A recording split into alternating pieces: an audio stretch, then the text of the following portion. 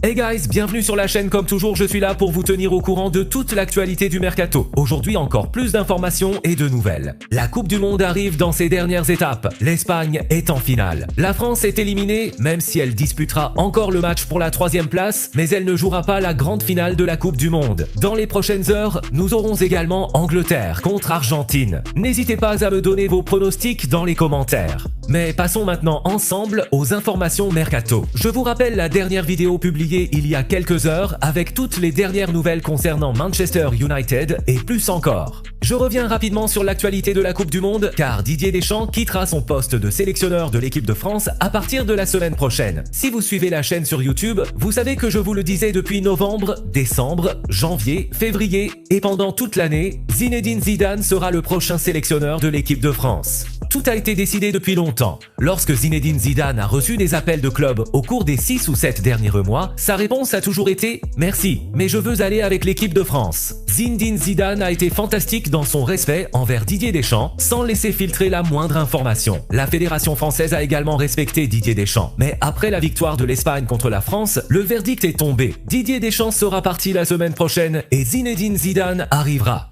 Parlons maintenant des arrivées. Direction la Premier League avec 2 clubs qui investissent sur des défenseurs centraux car l'une des informations exclusives du week-end devient désormais une réalité. Tariq Morovic, défenseur bosnien de Sassuolo et l'un des défenseurs les plus talentueux en Italie, va quitter le pays pour rejoindre la Premier League. L'accord est conclu avec Leeds United pour 40 millions d'euros. C'est un gros investissement de la part de Leeds United qui fait confiance à ce défenseur central gaucher. Pour Tariq Morovic, 50% de l'opération revient à Sassuolo, soit 20 millions d'euros et 20 millions vont à la Juventus grâce à une clause de revente de 50%. La Juventus va donc également récupérer de l'argent grâce au transfert de Tariq Morovic. Un autre défenseur central qui devrait rejoindre la Premier League est Antonio Silva. Dans ce cas, il faudra être un peu plus patient. Rien ne sera finalisé cette semaine selon les informations dont je dispose. Il existe déjà un accord verbal pour qu'Antonio Silva rejoigne Bournemouth dans les prochaines semaines, vers la fin du mois de juillet. L'accord verbal est presque terminé. Il reste seulement quelques détails finaux à régler.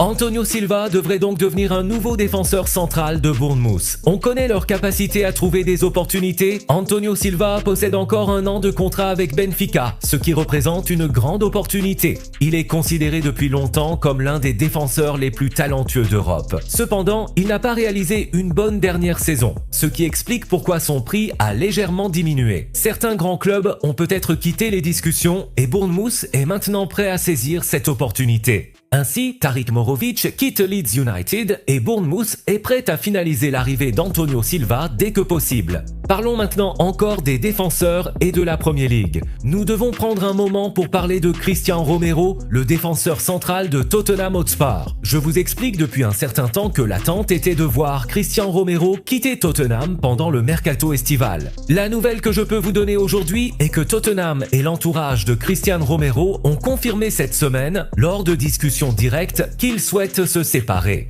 Cristian Romero veut tenter une nouvelle expérience et Tottenham est également prêt à le laisser partir afin de tourner la page et d'essayer quelque chose de différent.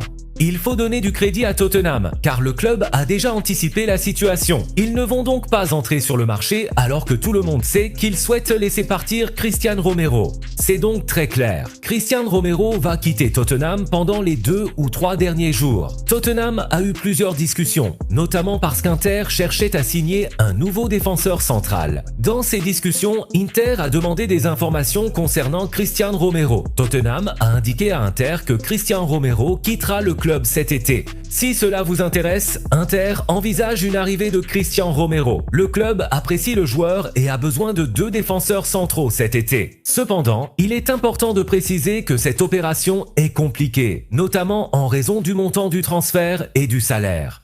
Cristian Romero possède un salaire très élevé. C'est pourquoi l'accord n'est pas simple. Inter a demandé des informations sur le dossier et il faudra voir ce qui se passera après la Coupe du Monde. Il faut également mentionner la situation de Cristian Romero avec Barcelone, car Barcelone surveille de près la situation du défenseur à l'heure actuelle. La priorité de Barcelone reste le poste d'attaquant avec Julián Álvarez ou un autre attaquant si Julián Álvarez peut arriver, mais Julián Álvarez reste la priorité principale. Le poste de de défenseur central est quelque chose que Barcelone pourrait envisager cet été dans le cas où un défenseur central quitte le club. L'idée autour de Cristian Romero est donc un nom à garder à l'œil. Passons maintenant aux idées et aux noms concernant Manchester United. Je vous l'ai dit dans la dernière vidéo, Manchester United n'a pas terminé son mercato. Je vous l'ai dit hier, je vous le répète aujourd'hui dans cette nouvelle vidéo. Manchester United veut recruter un nouveau milieu de terrain. Manchester United veut un nouveau milieu défensif, un joueur capable de courir, d'apporter de l'énergie et de donner de la fraîcheur au milieu de terrain. Je vous avais annoncé dans la dernière vidéo une information exclusive. Manchester United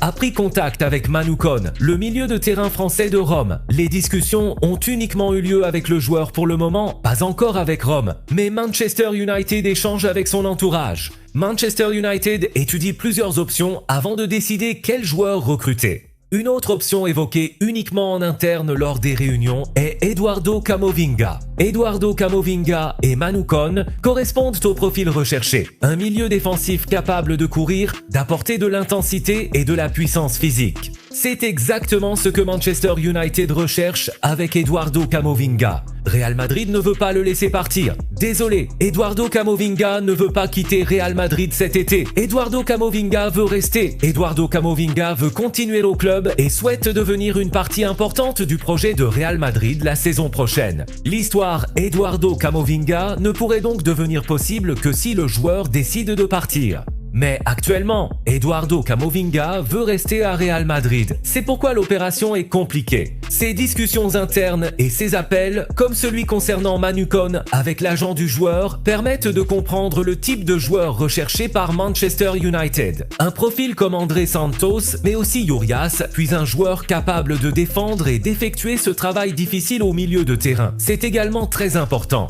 Je vais maintenant répondre à certaines de vos questions concernant une information que j'avais donnée il y a quelques jours. Je pense que c'était la semaine dernière. Mo Salah et l'intérêt pour Mo Salah. Ne sous-estimez pas la MLS. Personne ne parlait de Salah en MLS il y a encore quelques semaines. Mais je vous avais expliqué que Mo Salah avait clairement deux possibilités. La première est de rejoindre la MLS, la seconde est de rejoindre l'Arabie Saoudite. Concernant la MLS, il existe un intérêt concret pour Mo Salah. C'est donc une vraie possibilité de voir le roi égyptien, après son départ de Liverpool, rejoindre la MLS librement. Gardez un œil sur cette possibilité. Du côté de l'Arabie Saoudite, les offres financières sont évidemment très importantes. L'intérêt pour Mo Salah venant d'Arabie Saoudite est historique. Cela fait longtemps que des discussions existent et qu'ils essaient de négocier pour Salah. Liverpool n'a jamais voulu le laisser partir. Maintenant qu'il est disponible librement, l'Arabie Saoudite et la MLS sont des options pour Mo Salah.